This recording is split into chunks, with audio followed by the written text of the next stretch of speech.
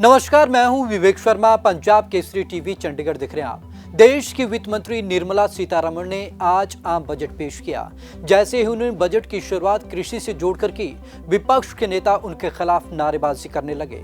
निर्मला सीतारमण ने बजट में जो खास प्रावधान इस दौरान दिया, बुजुर्गों को 75 साल से ऊपर के जो बुजुर्ग हैं, जो पेंशन ले रहे हैं, अब उन्हें कोई टैक्स नहीं देना होगा। लेकिन आम आदमी के लिए कोई राहत भरी खबर नहीं आई है।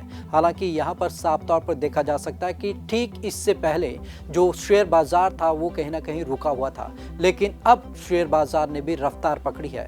चलिए आपको दिखाते हैं कि आखिरकार बजट में क्या कुछ खास रहा। वित्त वर्ष 2021-22 का आम बजट। वित्त मंत्री निर्मला सीतारमण ने पेश किया बजट।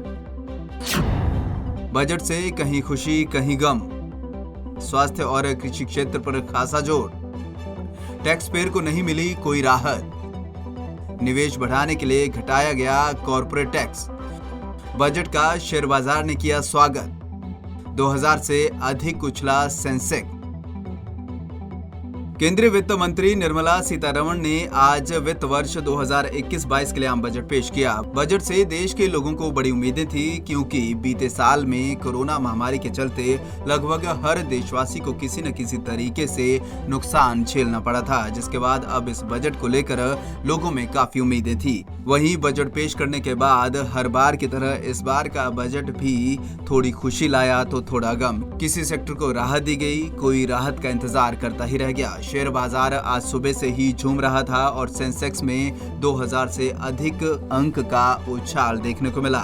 कृषि क्षेत्र, स्वास्थ्य और आत्मनिर्भर भारत को लेकर बजट में कई घोषणाएं की गई, तो वहीं नौकरी पेशा लोग टैक्स स्लैब में राहत का इंतजार करते रहे, लेकिन कोई राहत नहीं मिली। आइए विस्तार से जानते हैं इस बजट में किस वर्ग को क्या मिला। स्वास्थ्य क्षेत्र को मिला सबसे ज्यादा बजट। कोरोना की मार झेलने के बाद पेश किए गए आम बजट में स्वास्थ्य क्षेत्र को सबसे ज्यादा बजट दिया गया। स्वास्थ्य क्षेत्र को 2.38 लाख करोड़ रुपए का बजट आवंटित किया गया। कुल मिलाकर इस बार के स्वास्थ्य बजट में 135% का इजाफा हुआ है। पहले ये 94,000 करोड़ रुपए था, जिसे अब बढ़ाकर 2.38 लाख करोड़ रुपए कर दिया गया है। वित्त मंत्री सीतारमण ने कहा कि बीमारियों की रोकथाम करना सरकार का सबसे बड़ा लक्ष्य है। कोरोना वैक्सीनेशन के लिए 35,000 करोड़ रुपए का प्रावधान किया गया है और जरूरत पड़ने पर इसे और बढ़ाने की बात कही गई है। बजट में पीएम आत्मनिर्भर स्वास्थ्य योजना को शुरू करने का प्रावधान किया गया है। बैंकिंग और इंश्योरेंस सेक्टर में बढ़ा एफडीआई।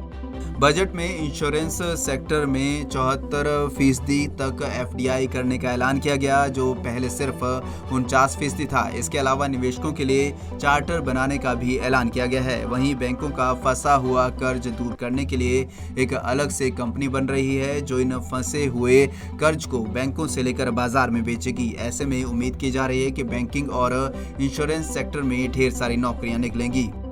किसानों के लिए बड़ा ऐलान। बजट में किसानों के लिए बड़ी राहत देने की वित्त मंत्री ने बात कही। वित्त मंत्री ने कहा कि किसान हित के लिए सरकार काम कर रही है। साथ ही वित्त मंत्री ने कहा कि किसानों की आय दोगुना करने का लक्ष्य रखा गया है।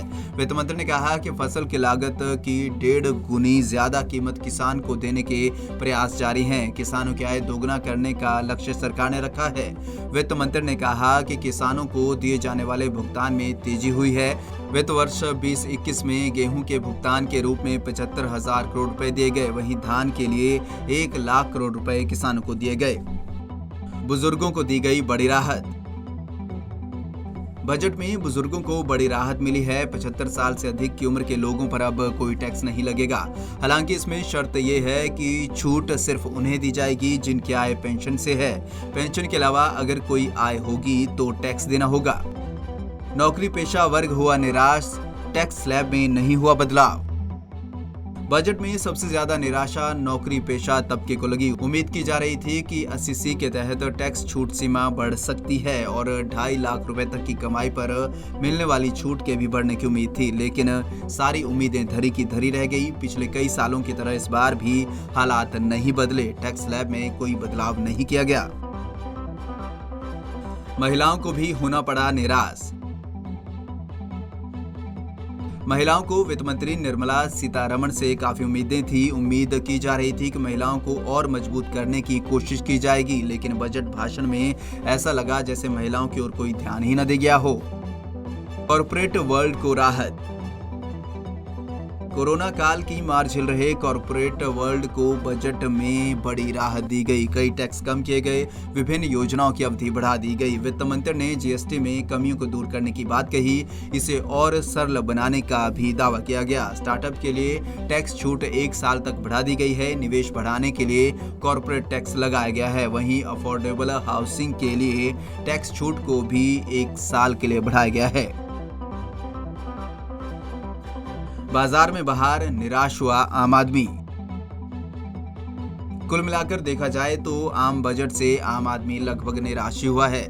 महिलाएं हों या नौकरी पेशा वर्ग, किसी के लिए इस बजट में कुछ खास नहीं रहा। इतना जरूर कहा जा सकता है कि कॉर्पोरेट वर्ल्ड के लिए बजट में बहुत कुछ था, जिसका शेयर बाजार ने जोरदार स्वागत किया। सेंसेक्स ने 2000 से अधिक अंक की छलांग लगाई।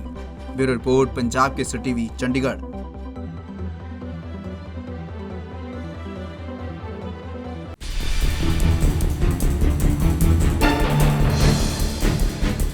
तो यहाँ पर साफ तौर पर यह कहा गया कि पीएम आत्मनिर्भर स्वास्थ्य योजना शुरू होगी, जिसमें कुछ नई चीजें जोड़ी जा सकती हैं, जिसका फायदा हर एक इंसान को हो सकता है, हर एक देशवासी को हो सकता है। लेकिन सबसे ज्यादा निराशा आज इस बजट से आम आदमी को हुई है, क्योंकि आम आदमी के लिए कोई राहत भरी खबर नहीं आई है। और साफ तौर पर सरकार ने कहा कि जीएसटी को और सरल बनाया जाएगा, क्योंकि इसमें जो दिक्कतें कुछ एक आ रही हैं उन्हें और भी बेहतर कर दिया जाएगा। तो आज के बजट से आम आदमी के लिए कुछ खास निकलकर सरकार की पोटली से आया नहीं, लेकिन जो है थोड़ा बहुत जिस तरीके से कोरोना काल में सरकार पर दबाव बना हुआ था, उसका असर इस बजट पर भी देखा गया। तो आज की इस खास रिपोर्ट में बस इतना ही। विवेक शर्मा को दीजिए इजाजत। नमस्कार।